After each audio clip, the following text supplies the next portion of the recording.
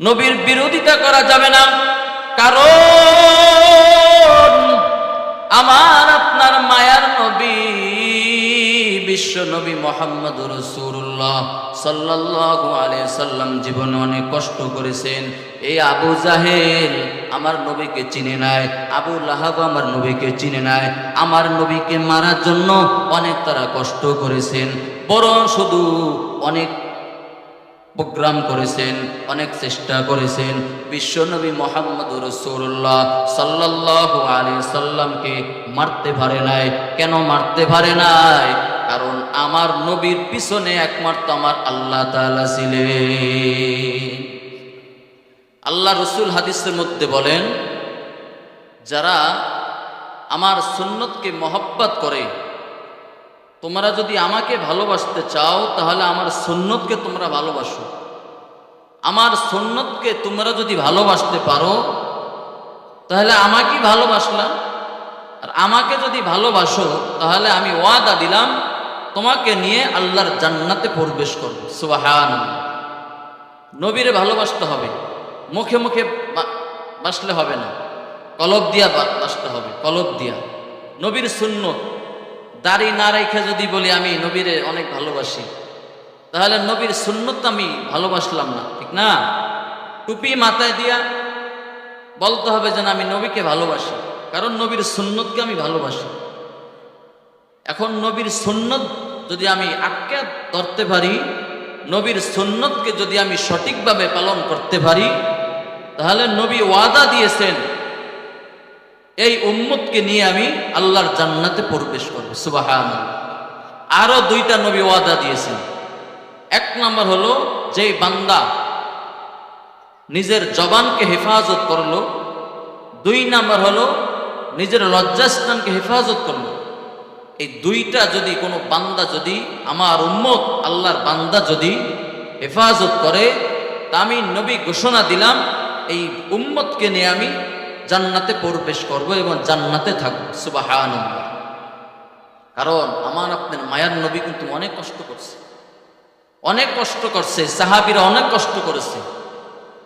একজন সাহাবী পাবেন না যে কষ্ট ছাড়া সে সাহাবী হয়েছে, কষ্ট ছাড়া সে নবী হয়েছে। প্রত্যেকটা নবীকে আল্লাহ তাআলা পরীক্ষা দিয়েছে এবং প্রত্যেকটা নবী পরীক্ষা পাশও হয়েছে। সাহাবায়ে কেরামদেরকে আল্লাহ তাআলা পরীক্ষা দিয়েছেন, তারাও পরীক্ষা পাশ হয়েছে। সাহাবীর মধ্যে সবচেয়ে গরিব সাহাবী ছিলেন আব্দুল্লাহ আনসারী রাদিয়াল্লাহু তাআলা আনহু। বেলাল রাদিয়াল্লাহু তাআলা আনহু গরিব সাহাবী ছিলেন। ঈমান রাখার কারণে বেলাল রাদিয়াল্লাহু তাআলা আনহু তার প্রতি নির্যাতন করেছে, কষ্ট দিয়েছে, শুধু ঈমান রাখার জন্য। ঈমান কেন রাখলো? এজন্য বেলাল রাদিয়াল্লাহু তাআলা আনহু তাকে অনেক কষ্ট দিয়েছেন। আব্দুল্লাহ আনসারী রাদিয়াল্লাহু তাআলা আনহু নববীর মসজিদে নববীর মধ্যে নবী যখন ইমামতি করতেন, তা আব্দুল্লাহ আনসারী রাদিয়াল্লাহু তাআলা আনহু ওই মসজিদে নামাজ পড়তেন। মসজিদে নামাজ পড়তেন, সবার শেষে আসতেন, আবার সবার আগে চলে যেতেন। এরকম গরিব সাহাবী ছিলেন। মধ্যে যখন নামাজ আদায় করতেন, সবার শেষে আসতেন, আবার সবার আগে চলে যাইতেন। হযরত আবু বকর, হযরত উমর, হযরত উসমান, হযরত আলী এরা নবীর কাছে নালিশ করলেন, ইয়া রাসূলুল্লাহ, ইয়া হাবিবাল্লাহ, আপনার একজন সাহাবী আব্দুল্লাহ আনসারী রাদিয়াল্লাহু তাআলা আনহু সবার শেষে আসে, আবার সবার আগে চলে যায়, কারণটা কি? বিশ্ব নবী মুহাম্মদুর রাসূলুল্লাহ সাল্লাল্লাহু আলাইহি সাল্লাম বলে, আমি তো জানি না কেন এরকম করে। কেন? নবী সুন্নতের পরে নবী বয়ান করতেন, সেই বয়ান আব্দুল্লাহ আনসারী শুনতেন না। আব্দুল্লাহ আনসারী নববীর মসজিদে সবার শেষে আসতো, আবার সবার আগে চলে যায়, কারণটা কি? ইয়া রাসূলুল্লাহ, ইয়া হাবিবাল্লাহ বলতে পারি না কেন? একবার নালিশ করলেন, নবী কথা কানে নিলেন না, আবার নালিশ করলেন, নবী কথা কানে নিলেন না। আল্লাহু তাআলা আনহু বলেন, এই মাত্র নববীর মসজিদ থেকে বাড়ি আসছেন, ভিতরেই মনে আছে আমরা একটু অপেক্ষা করি। অপেক্ষা অনেকবার করেছে, আব্দুল্লাহ আনসারী কোনো ডাক নাই, কোনো সাউন্ড নাই। বিশ্বনবী মুহাম্মদ রাসূলুল্লাহ সাল্লাল্লাহু আলাইহি সাল্লাম বলেন, এ সাহাবীরা, মনে হয় কোনো ব্যস্ততা আছে, আমরা চলে যাই, আর একদিন আসবো। যখন বাড়ির থেকে যখন যাওয়ার পথে রওনা দিয়েছেন, আব্দুল্লাহ আনসারী দরজাটা খুইলা দেখে সাহাবীরা আসছেন, বরং সাহাবী আসে নাই, বরং কোনো নেতা আসে নাই, বরং বিশ্বনবী মুহাম্মদুর রাসূলুল্লাহ সাল্লাল্লাহু আলাইহি সাল্লাম আসছেন। আব্দুল্লাহ আনসারী বলতেছেন, ইয়া রাসূলুল্লাহ, ইয়া হাবিবাল্লাহ, আপনি আমার দরবারে, আমার দুয়ারে আসছেন, আমার বাড়িতে আসছেন, আবার কেন আপনি চলে যাইতেছেন, কারণটা কি? বিশ্বনবী মুহাম্মদ রাসূলুল্লাহ সাল্লাল্লাহু আলাইহি ওয়া আলা আলিহি ওয়াসাল্লাম বলেন, এ আব্দুল্লাহ, তোমার কি সমস্যা? তুমি মসজিদে নববীর মধ্যে সবার শেষে আসো, আবার সবার আগে চলে যাও, কারণটা কি? এই কথা শোনার পরে আব্দুল্লাহ আনসারী রাদিয়াল্লাহু তাআলা আনহু চোখ দিয়া বেয়ে টপ টপ করে পানি পড়তেছে, আর বলতেছে, ইয়া রাসূলুল্লাহ, ইয়া হাবিবাল্লাহ, আমার ঘরের মধ্যে একটা জামা, সেই জামাটা আমি নিজে পরিধান করি, আমার স্ত্রী পরিধান করে, এই জন্য মসজিদের নববীর মধ্যে আমি সবার আগে আসতে পারি না, আবার সবার শেষে যাব, এরকম আমার কোনো অর্থ নাই, এরকম আমার কাপড়ও নাই, এই জন্য আমি সবার শেষে আসি, আবার সবার আগে চলে যাই। এই কথা শোনার পরে বিশ্বনবী মুহাম্মদুর রাসূলুল্লাহ সাল্লাল্লাহু আলাইহি ওয়াসাল্লাম চোখ দিয়া বেয়ে টপ টপ করে পানি পড়তেছে। আবু বকর দেখা বলতেছে, আব্দুল্লাহ আনসারী, আমার নবীকে তুমি কি কথা বইলা কষ্ট দিয়েছো? তোমার কথা শুই না আমার নবী কান্না করতেছে। আব্দুল্লাহ আনসারী বলতেছেন, এ উমরে আবু বকর, আমি বরং বিশ্ব নবীকে কিছুই বলি নাই, বিশ্ব নবীকে এরকম কথা বলি নাই যে আমার কথা ভয়ে আঘাত পাবে, না না, আমার কাছে জানতে চাইছে আমি নববীর মসজিদে সবার শেষে আসি, আবার সবার আগে চলে যাই, কারণটা কি? এই কথা জানতে চাইছে, আমি বলছি, এই জন্য বিশ্ব নবী মুহাম্মদুর রাসূলুল্লাহ সাল্লাল্লাহু আলাইহি সাল্লাম কান্না করেছেন। আব্দুল্লাহ আনসারী এত গরিব সাহাবী, বিশ্বনবী আমার জন্য, বিশ্বনবী আব্দুল্লাহ আনসারীর জন্য দোয়া করতেছেন, এ রব, আমার আব্দুল্লাহ আনসারী এত গরিব থাকা সত্ত্বেও আপনাকে বলে নাই, ফজর বাদ দেয় নাই, জোহর বাদ দেয় না, আসর বাদ দেয় না, মাগরিব বাদ দেয় না, ইশারও বাদ দেয় না।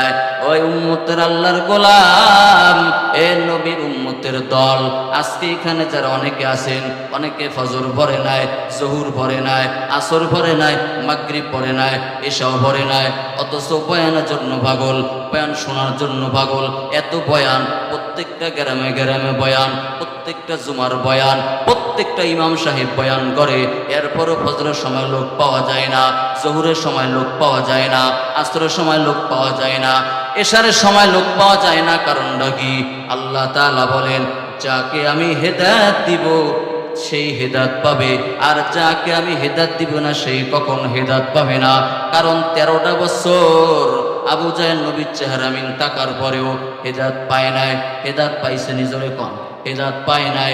মক্কার ভিতরে আব্দুল্লাহ আনসারী, মক্কার ভিতরে আবু জাহেল নবীর চেহারা দেখলেন, নবীর সাথে খাবার খেয়েছেন, এক দস্তরখানায় খাবার খেয়েছেন, নবীর চাচা হওয়ার পরেও কালিমা গ্রহণ করে না, ইসলাম গ্রহণ করে নাই। আর অপর দিকে তাকায় দেখেন 27 বছরের যুবক হযরত উমর ফারুক রাদিয়াল্লাহু তাআলা আনহু নবীর গর্দান আনার সময় নবীর গর্দান কাটবে, নবীর মাথা আনবে, আনতে গিয়ে নবীর চেহারা দেখার পরে ইসলাম গ্রহণ করে কালিমা পড়লো। এটা হলো কপাল।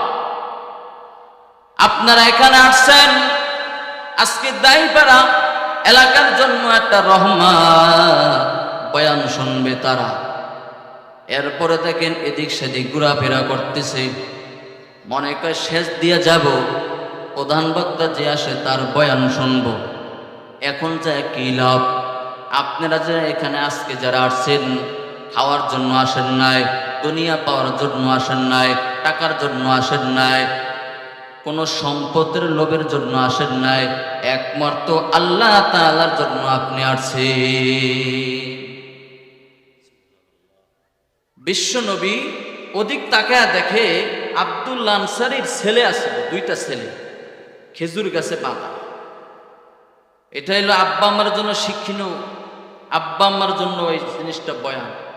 সন্তান ডাব নিয়ে আসে, মাছ ধরিয়া নিয়ে আসে, ফল নিয়ে আসে, আব্বা আম্মা জিজ্ঞাসা করে না সন্তান এই ডাব কোথা থেকে আনলা, এই কাঁচামরিচ দেন আনলা, কোথা থেকে আনলা, জিজ্ঞাসা করে না। দেখেন বিশ্বনবী তাকায় দেখতেছেন আব্দুল্লাহ আনসারী ছেলে খেজুর গাছে বাঁধা, সন্তানে বগলে যায়া জিজ্ঞাসা করতেছেন, হে ছেলেরা, আমার মায়ার নবীর বিষয় জানেন? আমার মায়ার নবীর মতন নবী হয় না, আমার মায়ার নবীর মতন মানুষ হয় না। ওই বাচ্চারা বলতেছে, ইয়া রাসূলুল্লাহ, ইয়া হাবিবাল্লাহ, আমরা হলো আব্দুল্লাহ আনসারী সন্তান, আমরা এত গরীব, আমার বাবা আমাদেরকে খাওয়াইতে পারে নাই, আমরা এই খেজুর থেকে আমরা খেজুর খাই, আমাদেরকে খেজুর খাইতে দেয় না আমার আব্বা আম্মা, কারণ ইহুদির খেজুর গাছ, এই খেজুর খায়া যদি আমি ইবাদত বন্দেগী করি আমার কবুল নামাজ কবুল হবে না, এই জন্য আমার বাবা আমাদেরকে খেজুর খাইতে দেয় নাই, বরং খেজুর গাছে আমাদেরকে বেঁধে রাখা হয়েছে, আমাদেরকে খেজুর খাইতে দেয় না। এই যে বিশ্ব নবী মুহাম্মদ রাসূলুল্লাহ সাল্লাল্লাহু আলাইহি সাল্লাম দেখতেছেন, এই যে আমাদের যেই ঘর, এই ঘর ছাড়া আমাদের কোনো জায়গা জমিন নাই, এই দেখতেছেন বাবার গায়ে যেই জামাটা, এই জামা ছাড়ার কোনো আমাদের বাবা মার জামা নাই, বরং এই জামাটা আমার আব্বা পরিধান করে, আমার মা পরিধান করে। এই যে দেখতেছেন জামা, আমাদের আর কোনো জামা নাই, আমরা এত গরিব, আমাদের গরিব আমাদের মতন এই মক্কার ভিতরে, এই মক্কা মদিনার মধ্যে আমাদের মতন গরিব নাই। এই কথা শোনার পরে বিশ্ব নবী মুহাম্মদুর রাসূলুল্লাহ সাল্লাল্লাহু আলাইহি সাল্লাম তার চোখ বেয়ে বেয়ে টপ টপ করে পানি পড়তেছে। তাকায় দেখতেছে হযরত উসমান গনি রাদিয়াল্লাহু তাআলা আনহু বলতেছেন, এ নবী আপনি কেন কান্না করেন, বিষয়টা আমাকে জানায় দেন। বিশ্ব নবী বলতেছেন, উসমান তুমি কি পারবা? জি আমি অবশ্যই পারবো, কেন পারবো না। আল্লাহর নবী বিশ্ব নবী বলেন, হে উসমান এই খেজুর গাছটা তুমি কুরাই করো, এই খেজুর গাছটা কুরাই করে আব্দুল্লাহ আনসারী সন্তানকে দিয়া দাও। যখন উসমান এই কথা শোনার পরে ইহুদির বাসায় গিয়েছেন, বাসায় যায় বলতেছেন, এই ইহুদি এই গাছটাকে তুমি বিক্রি করবানি। ইহুদি আশ্চর্য হয়ে গেলেন, এত বড় উসমান, আপনার নাম উসমান গনি রাদিয়াল্লাহু তাআলা আনহু, আপনার তো খেজুর গাছের অভাব নাই, আপনার তো জায়গা জমিনের অভাব নাই, কেন একটা খেজুর গাছ কেনার জন্য আমার বাড়িতে আসছেন? উসমান গনি বলতেছেন, এই ইহুদি আমার জায়গা জমিন নেই আমি জানি, আমার খেজুর গাছ অভাব নেই আমি জানি, তারপরে খেজুর গাছটা আমার কাছে বিক্রি করবানি। ইহুদি বলতেছে, পাইছি সুযোগ, একটা গাছ যদি তুমি নিতে চাও তাহলে 1000 গাছ আমার দিতে হবে। উসমান গনি রাদিয়াল্লাহু তাআলা আনহু বলেন, বরং 1000 না, আপনি যদি 10,000 যদি খেজুর গাছ নেন তারপর আমি দিয়া দিব। কারণ উসমান গনি আব্দুল্লাহ আনসারী হলেন আমার ভাই, আমি হলাম উসমান গনি। আব্দুল্লাহ আনসারী সন্তানের কষ্ট আমি দেখতে পারি না, সহ্য করতে পারি না, বরং এই একটা খেজুর গাছ কিনার দ্বারা আমার যদি 10,000 না 1000 খেজুর এবং 100,000 খেজুর গাছ যদি লাগে আমি দিয়া দিব, তারপরও এই খেজুর গাছটা আমাকে দিয়া দেন। যখন খেজুর গাছ কেনার পরে বিশ্ব নবী মুহাম্মদুর রাসূলুল্লাহ সাল্লাল্লাহু আলাইহি সাল্লামের দরবারে গেলেন, ইয়া রাসূলুল্লাহ, ইয়া হাবিবাল্লাহ, খেজুর গাছ কিনা নিয়ে আসছি। রাসূল বলতেছেন, কি বিনিময়ে তুমি খেজুর গাছটা নিয়ে এসো? বলতেছে 1000 অথবা 100,000 খেজুর গাছ বিনিময় আমি এই একটা খেজুর গাছ কিনা নিয়ে আসছি শুধু আপনার মহব্বতে, আপনার ভালোবাসায়। জন্য নবীকে ভালোবাসতে হবে, নবীর বিরোধিতা করা যাবে না। কারণ আমার আপনার মায়ার নবী, বিশ্ব নবী মুহাম্মদুর রাসূলুল্লাহ সাল্লাল্লাহু আলাইহি সাল্লাম জীবনে অনেক কষ্ট করেছেন। এই আবু জাহেল আমার নবীকে চিনে নাই, আবু লাহাব আমার নবীকে চিনে নাই। আমার নবীকে মারার জন্য অনেক তারা কষ্ট করেছেন, বরং শুধু অনেক প্রোগ্রাম করেছেন, অনেক চেষ্টা করেছেন। বিশ্ব নবী মুহাম্মদুর রাসূলুল্লাহ সাল্লাল্লাহু আলাইহি সাল্লামকে মারতে পারে নাই। কেন মারতে পারে নাই? কারণ আমার নবীর পিছনে একমাত্র আমার আল্লাহ তাআলা ছিলেন। আবু জাহেল মারার জন্য বিশ্বনবী মুহাম্মদুর রাসূলুল্লাহ সাল্লাল্লাহু আলাইহি সাল্লামের এত চেষ্টা করেছেন, শুধু চেষ্টা না, অনেকবার চেষ্টা করেছেন যে মুহাম্মদকে আমি দুনিয়াতে থাকতে আমার ভাতিজাকে মাইরা থিয়া যায়, নাউজুবিল্লাহ পড়বেন না, এই নিয়াত করে আবু জাহেলের ঘরের সামনে একটা গর্ত বানাইছে। এটা শুনলে চোখ দিয়া পানি পড়বে, দেখবে গর্ত বানাইছে। আর আবু জাহেলে যে মুরিদ ছিল, মুরিদ পর্যন্ত নেতাদের সাথে থাকে না, চাটা গোলাম, এই আবু জাহেলের সাথে এগুলা ছিল কয়েকজন। তা আবু জাহেল বলতেছে, হে আমার গোলামরা, তোমরা আমার ভাতিজারে খবর দিবা, আমার ভাতিজাকে তোমরা খবর দিবা আমি অসুস্থ। কারণ অসুস্থ হইলেই আমাকে দেখতে আসবে, দেখতে আসার সময় যখন এই দরজা দিয়া ঢুকবে, এই দরজার নিচেই গর্ত বানায় রাখছে। দরজা দিয়া যখন ঢুকবে, ঢুকার সাথে সাথে গর্তে পড়ে যাবে, আমি আমার ভাতিজাকে জিন্দা কবর দিয়ে রাখবো। নাউজুবিল্লাহ, জোরে কর নাউজুবিল্লাহ। এই নিয়ত করে ওদেরকে পাঠাইলেন। ওরাও বিশ্বনবীকে যা বলতেছেন, হে নবী, আপনার খবর নাই, আপনি আরামে আছেন, আপনার চাচা আবু জাহেল অসুস্থ, মিয়া আপনি দেখতে যাইতে পারেন না। মানে একটা বাব নিয়ে বলছে। এই কথা বলার পরে বিশ্বনবী মুহাম্মদুর রাসূলুল্লাহ সাল্লাল্লাহু আলাইহি সাল্লাম কেমন দয়ার নবী, সে তো জানে না যে আবু জাহেল অসুস্থর ব্যাং ধরেছে, আসলে অসুস্থ না। তা যাইতেছে যাইতেছে যাইতেছে, ওই লোকেরাও যাইতেছে, ওই লোকরা এলো সামনে, বিশ্বনবী হলো পিছনে। বিশ্বনবী মুহাম্মদুর রাসূলুল্লাহ সাল্লাল্লাহু আলাইহি সাল্লাম যখন যাওয়ার জন্য রওনা হলেন,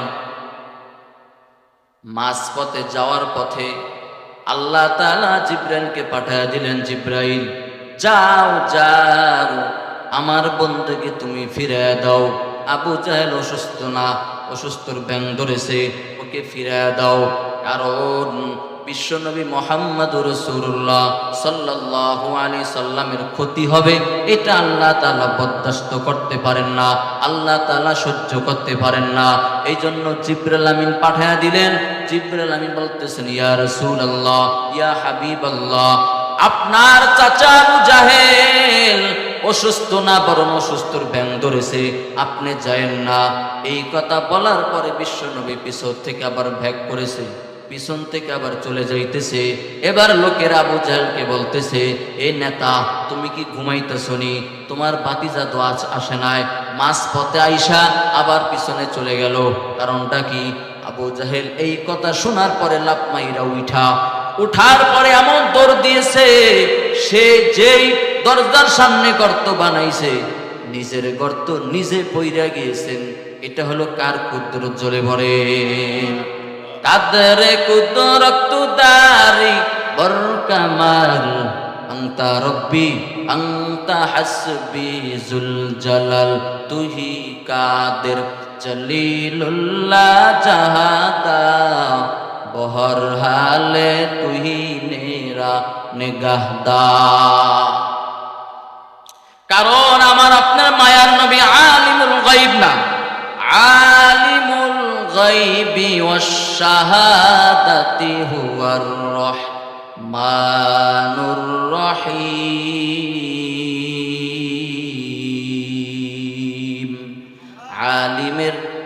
আলিমুল গায়ব হলো একমাত্র আমার আপনার রব, একমাত্র আল্লাহ তাআলা। এই কথা শোনার পরে আবু জাহেল এমন দৌড় দিয়েছে, দৌড় দেওয়ার পরে নিজে যেই গর্ত বানাইছে, এই গর্ত, নিজের গর্ত নিজে পইরা গিয়েছেন। এখন গর্তে পড়ার সাথে সাথে আস্তে আস্তে শুধু নিচে যাইতেছে। আবু জাহেল বুঝতে পারলো এইটা মনে হয় আল্লাহ তাআলার কুদরত। আবু জাহেল বলতেছে, চঙ্গা দিছে, চঙ্গা ছিলেন না, এই গর্তে চঙ্গা ফেলাইছে। এই চঙ্গা দেওয়ার পরেও আবার নিচে যাইতেছে, লাভ পাইতেছেন, রশি দিয়েছেন, লাভ পাইতেছেন। তা আবু জাহেল বুঝতে পেরেছেন এখানে গোলমাল আছে, এখানে আমার বাতিজারে লাগবে। বাতিজা কেডা? বিশ্বনবী। বলেন বাতিজা কেডা? বিশ্বনবী মুহাম্মদুর রাসূলুল্লাহ সাল্লাল্লাহু আলাইহি সাল্লামকে লাগবে। যাও, তাড়াতাড়ি যাও।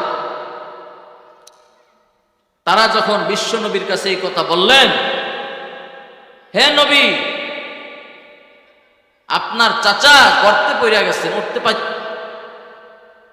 উঠতে পারতেছে না, চলেন আমাদের সাথে।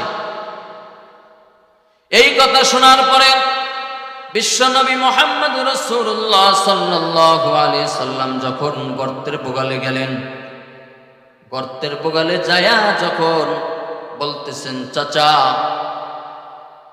এই গর্ত তো আমার জন্য আপনি বানাইছেন, আমাকে এই গর্ত মারার জন্য বানাইছেন, এখন আপনার গর্তে আপনি নিজে পড়ে গেলেন। আবু জাহেল বলতেছে, ভাতিজার কিছু বইল না, তাড়াতাড়ি গর্তের থেকে আমার উঠাও। এবার বিশ্বনবী মুহাম্মদুর রাসূলুল্লাহ সাল্লাল্লাহু আলাইহি সাল্লাম বলেন, চাচা আপনি তো জানেন আমি সত্য নবী, কোনো সন্দেহ নাই। আবু জাহেল বলতেছে, জি তুমি সত্য নবী, তাহলে আপনি আমার হাতে মুসলমান হবেন, কালিমা গ্রহণ করবেন। আবু জাহেল বলতেছে, ভাতিজা আমারে তাড়াতাড়ি উঠাও, আগে উঠাও, তারপরে তোমার হাতে কালিমা পড়ে মুসলমান হব। ওয়াদা? জি ওয়াদা। যখন বিশ্বনবী গর্তের মধ্যে, যখন গর্তের উপরে হাত দিলেন, হাত দেওয়ার সাথে সাথে ওই যখন আল্লাহ তাআলার কুদরতি ভাবে ওই আবু জাহেল উঠা গেল। আবু জাহেল উঠার পরে এবার বলতেছে, চাচা আমার হাত, আপনার হাত রাইখা কালিমা পড়ে। আবু জাহেল বলতেছে, এ ভাতিজা তুমি যেন এত বড় জাদুকর আমি আগে জানি না। নাউজুবিল্লাহ। হিদায়াত পাইছে? হিদায়াত পায় না। 13টা বছর চেহারা দেখলেন, নবীর চেহারা কত সুন্দর ছিল। কোরআন শরীফের মধ্যে আসছে, বিশ্বনবী মুহাম্মদুর রাসূলুল্লাহ সাল্লাল্লাহু আলাইহি সাল্লাম চেহারা তো সুন্দর ছিলেন। আম্মা জান আয়েশা রাদিয়াল্লাহু তাআলা আনহা হাদিসের মধ্যে বর্ণনা করেন, গভীর রাত্রে যখন আমার ঘরে বিশ্বনবী আসতেন, সূর্যের মতন আলো হয়ে যেত। সুবহানাল্লাহ। তার চেহারা এত সুন্দর ছিল। সেই চেহারা দেখার পরেও আবু জাহেল কালিমা গ্রহণ করে না, হিদায়াত পায় না। এজন্য হিদায়াত লাগবে। যার ভিতরে ঈমান নাই সে 5 ওয়াক্ত নামাজ পড়ে, অথবা ঈমান নাই। ঈমান কিভাবে চলে যায় সে নিজেও জানে না। ঈমান আছে অথবা নামাজ পড়ে না, রোজা থাকে না। ঈমান থাকার কারণে আল্লাহ তাআলা তাকে একদিন না একদিন জান্নাতে ঢুকাবে। আর ঈমান না থাকলে আপনি যত ইবাদত বন্দেগী করেন, আপনি কোশ্চিনকালও জান্নাতে যেতে পারবেন না। কারণ আপনার ঈমান নাই। ঈমান এমন একটা জিনিস, এজন্য ঈমান কিভাবে থাকে এই চেষ্টা করতে হবে আমার। শীতের দিন ফজরের নামাজ পড়তে তো অনেক কষ্ট হয় না? যারা মুরব্বী আছেন, আমরা তো যুবক মানুষ, আমাদেরই তো কষ্ট হয়, আর আপনাদের তো আরো বেশি কষ্ট হয়। আল্লাহ রসুল বলেন, আম্মা জান আয়েশা রাদিয়াল্লাহু তাআলা আনহা বলেন, নবী আপনার উম্মতকে আপনি যেন বাছাই করবেন, আম্মা আপনার উম্মতকে কিভাবে চিনবেন? রাসূল বলতেছেন আমার উম্মতের চেহারা তাকে আমি চিনি। সুবহানাল্লাহ। আমার উম্মতের চেহারা থাকবে, ঝকঝক করবে, তারা উযু করবে।